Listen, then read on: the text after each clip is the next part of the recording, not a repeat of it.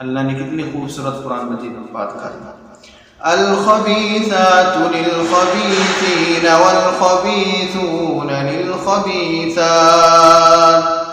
خبیث لوگوں کے لیے خبیث عورتوں کا ہم نے منتخب کیا اس دنیا میں، جیسے کہ خبیث عورتوں کے لیے خبیث مرد ہم نے منتخب کیے اس دنیا میں.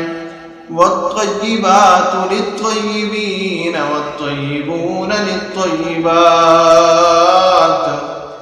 جیسے کہ ہم نے اچھے مردوں کے لیے اچھی عورتوں کا منتخب کیا، جیسے کہ اچھی عورتوں کے لیے اچھے مردوں کا ہم نے منتخب کیا، جیسے کہ اس دنیا کے اندر ہمارے لیے ایک نام و نشان شکل بھی ہمارے سامنے ہے.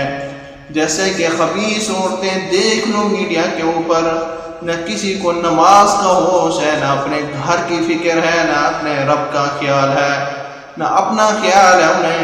دیکھ لو ان انسانوں کو، دیکھ لو ان مردوں کو. اللہ تعالیٰ نے ایسے مردوں اور عورتوں کے لیے اللہ تعالیٰ نے خبیث کا لفظ استعمال کیا. تم اچھے لوگوں کے لیے اللہ تعالیٰ نے کیا کیا؟ والطیبات للطیبین والطیبون للطیبات اولئک مبرؤون مما یقولون لهم مغفرۃ ورزق کریم. جیسے کہ اچھے مردوں کے لیے اچھی عورتیں، جیسے کہ ہماری دنیا کے اندر ایک علماء ہیں، ایک اچھے انسان ہیں، ان کی عورتیں بھی دیکھ لو، ان کے مرد بھی دیکھ لو، مردوں کو بھی دیکھ لو، عورتوں کو بھی دیکھ لو. اللہ تعالیٰ نے ایسے لوگوں کے لیے اللہ تعالیٰ نے کہا کہ ان کے رزق اور مال کے اندر میں نے برکتیں بھی عطا کر دی. وہ ہمارے سامنے ہے. ایک علماء کی شکل میں دیکھ لو، اچھے انسان کو دیکھ لو، کام ہے اس کے اندر، اللہ تعالیٰ نے برکت بہت دی. ایسے خبیث لوگوں کی اللہ تعالیٰ نے مثال ہی دے دی، اچھے لوگوں کی بھی مثال دے دی.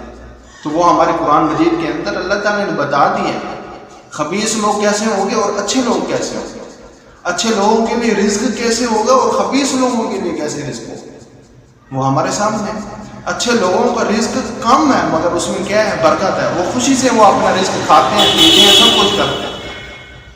مگر جو خبیث لوگ ہیں ان کے پاس رزق تو بہت ہے مگر اس کے اندر جو ہے نا برکت نہیں ہے، مگر خود روتے ہیں، کہتے ہیں کہ یہ ہو گیا، فلان ہو گیا، ہمارے اندر یہ کمی تھی، کاش ہم یہ ضرورت پوری کر لیتے. تو ایسے لوگوں کے لیے اللہ تعالیٰ نے یہ آیاتیں نازل کی.